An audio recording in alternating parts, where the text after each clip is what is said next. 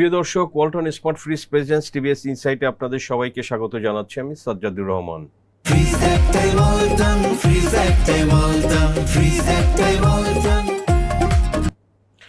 দর্শক, সরকার নতুন বছরের বাজেট পেশ করেছে এবং বাজেট খুব দ্রুতই পাশ হবে আগামী 26-27 অর্থ বছরের জন্য।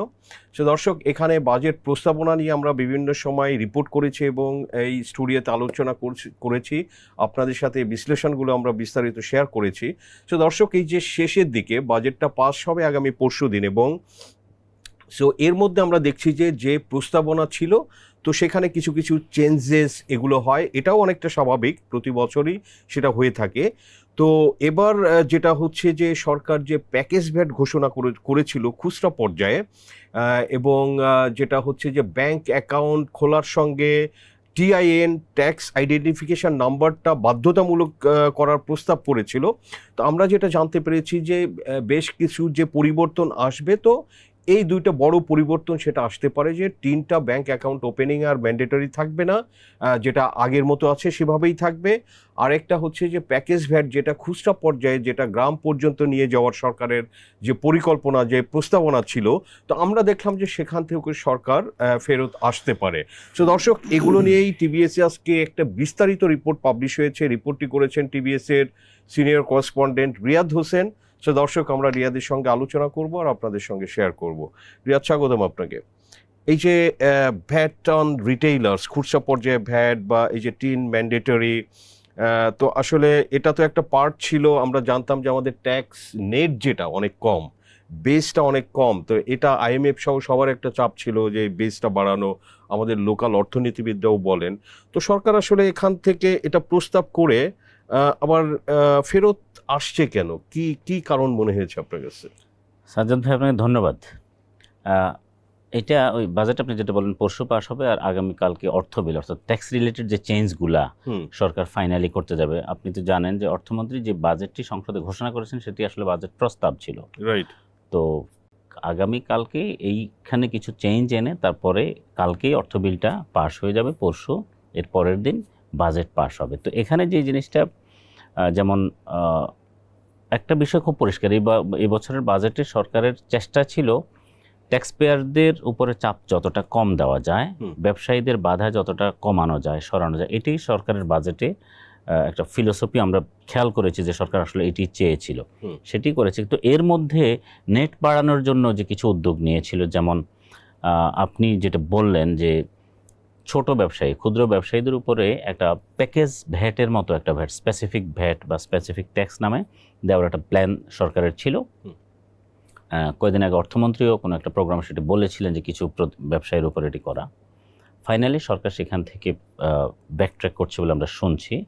এটি আরও একটু স্টাডি করবে, কারণ আমরা যেটা শুনেছি এটি করতে গেলে মাঠ পর্যায়ে ছোট ছোট দোকানদার, এখানে কোনো ধরনের বিশৃঙ্খলা তৈরি হয় কিনা, কোনো ধরনের হয়রানির মতো পরিবেশ তৈরি হয় কিনা, সেই বিষয়টি সরকার আরও ভালো করে যাচাই বাছাই করে সবচেয়ে ভালো কোন পদ্ধতিতে বাস্তবায়ন করা যায় সেটি তারা পরবর্তীতে ঠিক করবে। এই জন্য আপাতত এই জায়গা থেকে তারা ফিরে আসছে। প্রস্তুতি নাই, বিকজ এটা সারা বাংলাদেশে এই হাজার হাজার গ্রাম পর্যায়ে হাট বাজার কভার করতে গেলে লক্ষ লক্ষ দোকান। সো এটা তো আসলে এনবিআর এর সেই ম্যান পাওয়ার, সেই সক্ষমতা নেই। তাদের কি করবে? তাদের কিছু প্ল্যান ছিল যে যাদের ব্যাংক অ্যাকাউন্ট, মানে ব্যবসায়িক অ্যাকাউন্ট আছে, অর্থাৎ আপনি জানেন যে ট্রেড লাইসেন্স নিতে গেলে একটা ব্যবসায়িক অ্যাকাউন্ট থাকতে হয়, তো সেই অ্যাকাউন্টের মাধ্যমে সরকারকে তারা ব্যাংক থেকেই টাকা দিয়ে দিবে, এবং কারা দেবে সেটিও ঠিক করবে এনবিআর থেকে, অর্থাৎ কোনো অফিসারের হাতে এটার ক্ষমতা থাকবে না।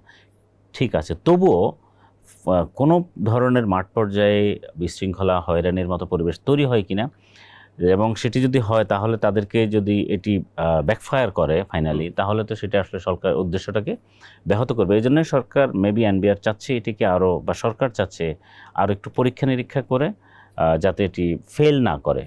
এটি একটি বিষয়। আর আরেকটি বিষয় যেটি আমাদের আলোচনায় এসেছে, ব্যাংক অ্যাকাউন্ট খোলার ক্ষেত্রে অথবা ব্যাংক অ্যাকাউন্ট চালু রাখার ক্ষেত্রে টিআইএন ম্যান্ডেটরি করা। এখানে আপনি খেয়াল করবেন তারা কিছু জায়গায় রিলিফ দিয়েছে, যেমন স্টুডেন্ট অ্যাকাউন্ট অথবা গভর্নমেন্টের ভাতা যেসব অ্যাকাউন্টগুলোতে যায় সেগুলো এটার আওতার বাইরে থাকবে। কিন্তু এর বাইরেও যে অংশগুলো আছে অনেকের ট্যাক্সেবল ইনকামই হয় না। অনেকে খুব সাধারণ মানুষ, তার হয়তো কিছু টাকা ব্যাংকে থাকে, এখন এসব মানুষকে যদি টিআইএন নিতে হয় ম্যান্ডেটরি, সেটি এক ধরনের চাপ তাদের উপরে তৈরি অনেক করবে। হাউসওয়াইফেরই তো ব্যাংক অ্যাকাউন্ট আছে, আসলে অনেকেরই আছে, একটু সেভিংস করে 500 টাকা করে, তার করযোগ্য আয় নেই, ওনাকে ট্যাক্স টিআইআর নিতে হবে। টিআইআর নেওয়ার পরে আপনি জানেন বাংলাদেশে এখনো পর্যন্ত যে পরিস্থিতিটা, আসলে রিটার্ন দেওয়ার কাজটা এখনো অনলাইন হলেও খুব সহজ নয়। কিন্তু Yes. কেউ যদি অনলাইনে রিটার্ন দিতে যায়, যিনি প্র্যাকটিক্যালি দিতে যান তিনি জানেন এইটা খুব কঠিন একটা কাজ, মানে এত সহজ কাজ নয়। হ্যাঁ, হয়তো কয়েকবার দিলে আস্তে আস্তে ঠিক হবে। তারপরে এটি করতে গিয়ে সেখানে আবার অফিসারদের সাথে কোনো ধরনের নেগোসিয়েশনের মতো পরিস্থিতি তৈরি হয় কিনা, সেখানে অনিয়ম বা সরকারের কাছে যে টাকা আসতো সেটি আসলে আলটিমেটলি অফিসারের পকেটে চলে যায় কিনা, এই ধরনের বেশ কিছু বিষয় হয়তো গভর্নমেন্ট চিন্তা করে, যেটা আমরা মনে হচ্ছে যে সরকার আপাতত চাচ্ছে যে কোনো ধরনের বিশৃঙ্খলা বা করদাতার উপরে অথবা সাধারণ মানুষের উপরে যাতে কোনো ধরনের চাপ এই মুহূর্তে না যায়, সেটির জন্যই সরকার আসলে অনেকটা পিছিয়ে আসতে চাচ্ছে। যে হ্যাঁ, এতে যেটা হবে যে নেট, সরকার এখন যে উদ্যোগটা নিয়েছে নেট বাড়ানোর, সেটি আপাতত হয়তো হবে না, কিন্তু এতে যে বিশৃঙ্খলা বা এক ধরনের হয়রানির মতো পরিস্থিতি তৈরি হতে পারত, এটি যদি সরকার পিছিয়ে আসে তাহলে সেই পরিস্থিতিটা আপাতত বলা যায় যে মোকাবেলা করলো। এখানে স্বাভাবিকভাবে একটি প্রশ্ন আসে যে সরকার কিন্তু তার বাজেটটা সরকার নিজেই বলছে যে এটা একটা এক্সপানশনারি বাজেট, এবং আমরা দেখেছি যে যে আমাদের যে চলতি আউটগোয়িং অর্থ বছর, সেখানে যে 7,90,000 কোটি টাকার বাজেট, তো সেটা কিন্তু 9 লক্ষ কোটি টাকার বেশি, 9,38,000 কোটি টাকার মতো তারা প্রস্তাব করেছে।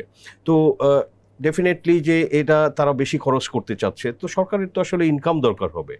যে এই যে যেটা ছিল যে ভ্যাট নেটটা বাড়ানো, ট্যাক্স রেট বাড়ানো, এর মাধ্যমে এডিশনাল কর আদায় করা, সরকারের খরচ মেটানো, তো তাহলে আসলে সরকারের ফিসক্যাল ম্যানেজমেন্টের উপরে কি প্রেশার পড়বে না? ডেফিনেটলি, কারণ আপনি খেয়াল করেন আয় বাড়ানোর যতগুলো সম্ভাব্য জায়গা ছিল, আপনি খেয়াল করেন শুরুতে সম্পদ কর দেওয়ার একটা প্ল্যান সরকার ছিল, সেখান থেকে ফিরে আসলো সরকার। তারপরে কালো টাকা আনার প্ল্যান থাকলেও ফাইনালি সেখান থেকেও সরকার ব্যাকট্র্যাক করেছে কিছুটা। এখন যেটি আছে সেটিও আমরা যতদূর জানি হয়তো ফাইনালি সেটিও হয়তো থাকবে না, অর্থাৎ বিনা প্রশ্নে। এই বিনা প্রশ্নের যে সুযোগ, কালো টাকা বাংলাদেশে সব বছরেই থাকে, কালো টাকা মানে অপ্রদর্শিত অর্থ, কিন্তু কালো টাকা বিনিয়োগের সুযোগটা এবার সরকার যেটি রাখছে সেটিও হয়তো সরকার ফিরে আসতে পারে। তারপরে এখান থেকে হয়তো একটা রেভিনিউ সরকার আসতে পারতো আপনার নেট বাড়ানোর জন্য। নেট বাড়ালে তো পরবর্তীতে ট্যাক্সও বাড়ার সুযোগ ছিল, যে দুইটা গুরুত্বপূর্ণ বিষয় আমরা আলাপ করলাম, সেখান থেকেও সরকার ফিরে আসতেছে। তার মানে হলো রাজস্ব বাড়ানোর মেজর যে জায়গাগুলো, সেটি সরকার আসলেই মনে হচ্ছে যে সরকার এবছর করতে যাচ্ছে না। সরকার পিওরলি এবছর বিজনেস এবং ট্যাক্স পেয়ারদেরকে এক ধরনের স্বস্তি দিতে চাচ্ছে। এখন এই স্বস্তি দিতে গিয়ে আপনি যেটি বললেন যে সরকারের বিপুল খরচের খাত সরকার খুলেছে, কিন্তু আপনি এখানে কন্টিনিউ আপনি কাট করছেন। যেই ব্যবসা প্রতিষ্ঠান বা যেই অ্যাসোসিয়েশন অথবা যেই সেক্টরে গিয়ে হয়তো তাদের সমস্যার কথা বলে, তাদেরকে ছাড় দেওয়া হচ্ছে, যারাই যাচ্ছে তাদেরকে ছাড় দেওয়া হচ্ছে। এই ছাড় দেওয়ার অর্থ হচ্ছে আপনি রেভিনিউ পাবেন না। তো রেভিনিউ না পেলে আপনি সব কিছু মিলিয়ে এই বছর যেই জায়গা থেকে এনবিআর এবার ফিরে আসলো, হয়তো এখান থেকে 10,000 কোটি টাকা বাড়তি পেত। এই 10,000 কোটি টাকা তো বা 15,000 কোটি টাকা তো এবার এনবিআর স্বাভাবিকভাবে পলিসি মেজার্স থেকে যেটা সেটা আর পাওয়ার সুযোগ কম। এখন আপনার একদিকে আপনি খরচ বাড়াচ্ছেন বা বাড়ানোর খাতা খুলছেন, অন্যদিকে রাজস্ব বাড়ানোর জায়গায় বরং সেটি কিছু কিছু জায়গায় বলা যায় সংকুচিত হচ্ছে। সরকারের নিশ্চয়ই কোনো চিন্তাভাবনা আছে এই বছর ছেড়ে দিয়ে, হয়তো সরকার হয়তো চিন্তা করছে ব্যবসা বাণিজ্য যদি ভালো হয়, ট্যাক্স পেয়ারদের মধ্যে কমপ্লায়েন্সের পরিস্থিতি সৃষ্টি হলে বা এনবিআরের ভেতরে অভ্যন্তরীণভাবে কমপ্লায়েন্স তৈরি হলে, অনলাইন অটোমেশনের কাজগুলো হয়ে গেলে তারা হয়তো এই জায়গাগুলোতে আস্তে আস্তে আসবে। শুরুতেই বিতর্কিত কোনো উদ্যোগ হয়তো তারা নিতে চাচ্ছে না, কিন্তু এটি পরিষ্কার যে যেভাবে ছাড় দেওয়ার বিষয়গুলো আমরা দেখছি, তাতে সরকারের রাজস্ব আদায়ের যেই জায়গাগুলো, এগুলো ডেফিনেটলি সংকুচিত হবে এবং আগামী বছর যে বিপুল রাজস্বের টার্গেট, সেটি ডেফিনেটলি সেই টার্গেট থেকে 6 লক্ষ কোটি টাকার উপরে। এবং আমরা শুরুতে প্রস্তাব যা দেখছি, তারপরে এখন যেসব জায়গাগুলোতে সরকার ছেড়ে দিচ্ছে, ফলে এসব জায়গা থেকে সম্ভাব্য যে রাজস্ব আসছে সেটিও তো আসবে না। স্বাভাবিকভাবে এই আয়টা কমে গেলে এটি হতে পারে সরকার হয় উন্নয়ন বাজেট সংকুচিত হবে। অন্য কোনো পরিকল্পনা, ধরেন এই যে ব্যাংক অ্যাকাউন্টের সাথে টিন ম্যান্ডেটরি, সেটা থেকে সরে আসলো, তো এটা যে উদ্দেশ্যে করা যে আসলে ব্যাংকে অ্যাকাউন্ট হোল্ডার কারা, তারা কেউ ট্যাক্সেবল কিনা বা ট্যাক্স ইভেড করছে কিনা, বেসিক্যালি এগুলোই তো আইডেন্টিফাই করার জন্য মূলত। হ্যাঁ। তো সেটা যদি ধরেন যে এনবিআর এগুলো এই যে অটোমেশনের কথা বললেন, বা সে যদি সরকারের বিভিন্ন ডিপার্টমেন্টের সঙ্গে সে ইন্টিগ্রেটেড হয়, যে ব্যাংকের অ্যাকাউন্টে এনবিআর এর অ্যাক্সেস থাকবে বা ব্যাংকের সাথে সেরকম একটা তাদের ডিল থাকবে, বাংলাদেশ ব্যাংক এখানে এনগেজ থাকবে, তো এগুলো করলে তো আসলে এইসব 3 ম্যান্ডেটরি না করলেও চলে। সরকারের সেরকম সম্ভবত সরকার ওই পথে আসলে যাবে। সরকার কিছু প্রতিষ্ঠানের সঙ্গে মানে এক ধরনের ইন্টিগ্রেশন হয়েছে, বেশ কিছু প্রতিষ্ঠান এখনো বাকি। আমরা যেটা শুনেছি, সরকার যত ধরনের প্রতিষ্ঠান, করদাতা এবং ব্যবসায়ীদের লেনদেন রিলেটেড যত ধরনের প্রতিষ্ঠান আছে, সবগুলোর সাথে সরকার আগে অনলাইনে ইন্টিগ্রেশনটা নিশ্চিত করতে চায়।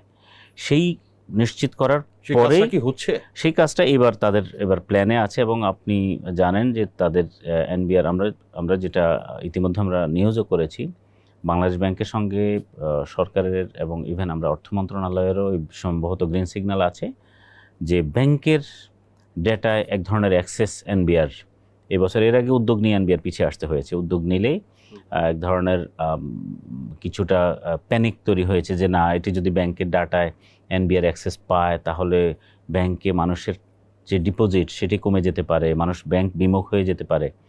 এই একটা আশঙ্কা থেকে অতীতে ফিরে এসেছে এনবিআর। তবে সম্ভবত এনবিআর আগামী অর্থ বছরে এই কাজটি করে ফেলবে। আমরা যতদূর এনবিআর এর প্রিপারেশন দেখছি, শুধু এটি নয়, সার্ভিস প্রোভাইডিংয়ে যে ইউটিলিটি, গ্যাস, বিদ্যুৎ যেসব বাসায় দেয়, অর্থাৎ বাড়ি যাদের আছে, ফ্ল্যাট যাদের আছে, গাড়ি যাদের আছে, এই যে যেখানে যেখানে বিআরটিএ, এই প্রতিষ্ঠানগুলোর সাথে এনবিআর এক ধরনের ইন্টিগ্রেশন করে ফেলবে। সেখান থেকে এনবিআর তথ্য নেওয়ার এনবিআরের প্ল্যান আছে। তো এখানে হয়তো তারা প্রথম বছর এই জন্যই তারা খুব বেশি প্রেশার এখানে দিতে চাচ্ছে না, কিন্তু অন্যভাবে তারা নিজেদের মতো করে একটা প্রিপারেশন নিতে চাচ্ছে।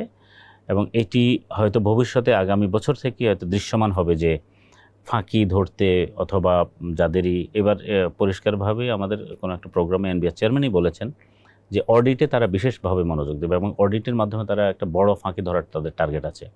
এই অডিটটা হবে যেমন যেসব ট্যাক্স পেয়াররা ইতিমধ্যে ট্যাক্স রিটার্ন জমা দিয়েছেন, তো অনলাইনে আপনি জানেন এবছর প্রায় সবাইকে অনলাইনে দিতে হয়েছে, মানে সবার ইনফরমেশান ইতিমধ্যে এনবিআরের ডাটায় আপলোড হয়ে গেছে। ফলে এনবিআরের সার্ভার বা এনবিআরের কাছে সিস্টেমে, ফলে তাদের ইনফরমেশন এখন এনবিআর পেয়ে গেছে। যাদের কাছে এখন এনবিআরের যেই বেঞ্চমার্ক আছে, তারা কিছু বেঞ্চমার্ক ঠিক করে দিয়েছে যে কারা কারা কাদের ট্যাক্স ফাইল সন্দেহজনক হতে পারে, তাদের এখন ফাইল অডিট হবে। ফলে সামনের দিকে এই প্রক্রিয়াতেই এনবিআর আসলে ট্যাক্স ফাঁকিটা ধরতে চাইবে। প্লাস হয়তো এই যে ধীরে ধীরে এই বছর যেই উদ্যোগগুলো নিয়ে তারা পিছিয়ে আসতে চাচ্ছে, সেখানে হয়তো ভবিষ্যতে তারা হাত দেবে। ইয়েস, আমরাও সেটা আশা করি। এবং আসলে সবথেকে বড় কথা, এনবিআর এর সমস্ত অফিসে করাপশনটা কমলে, সার্ভিস ডেলিভারি ভালো হলে, অনেকেই বলে থাকে আসলে যে ট্যাক্সের পরিমাণটা এমনিতেই অটোমেটিক্যালি বাড়বে। স্পেশালি হচ্ছে যে চিটাগং কাস্টমসে, সেখানে আসলে বড় রকমের আপনার ট্যাক্স ফাঁকি হয়। তো সেগুলো আসলে যদি চেক করা যায়, তাতেও সরকারের একটা এডিশনাল ইনকাম হতে পারে। সেটা অনেক সবকিছুর মূলে হচ্ছে একটি জিনিস, আপনি যতক্ষণ পর্যন্ত হিউম্যান ইন্টারাকশন থাকবে, অর্থাৎ অফিসারের সঙ্গে মানুষের দেখা করার মতো পরিস্থিতি থাকবে, ততক্ষণ পর্যন্ত এই অনিয়মগুলো টাকা সরকারের কোষাগারে না গিয়ে কারো না কারো পকেটে হয়তো চলে যেতে পারে মাঝপথে। এই অটোমেশনের কাজটা বহুদিন ধরে হচ্ছে, গত 1-2 বছরে অবশ্য কিছু অগ্রগতি হয়েছে, একদম হয়নি বলা যাবে না, কিছু দৃশ্যমান অগ্রগতি হয়েছে। কিন্তু এইটিকে যদি পুরোপুরি করা যায়, তাহলে আপনার এই যত ধরনের ব্যবসায়ীদের, ট্যাক্সপেয়ারদের হয়রানিও কমবে, আবার ফাঁকির সুযোগটাও কমে যাবে। ফলে সরকার একটা ভালো রাজস্ব আদায়ের সুযোগ তৈরি হবে। রাইট, আমরাও সেটা আশা করি। এবং আসলে সর্বোপরি নীতিবান অফিসার্স দরকার। সো রিয়াদ হোসেন, আপনাকে অসংখ্য ধন্যবাদ টিবিএস ইনসাইটে সময় দেওয়ার জন্য। দর্শক, আমরা আলোচনা করলাম এবং আমাদের বিশ্লেষণ আপনাদের সাথে শেয়ার করলাম। আমাদের আলোচনা ভালো লাগলে লাইক করবেন, শেয়ার করবেন। আগামীকাল নতুন কোনো বিষয় নিয়ে আবার আপনাদের সামনে আমরা হাজির হব। আপনাদের সবাইকে ধন্যবাদ।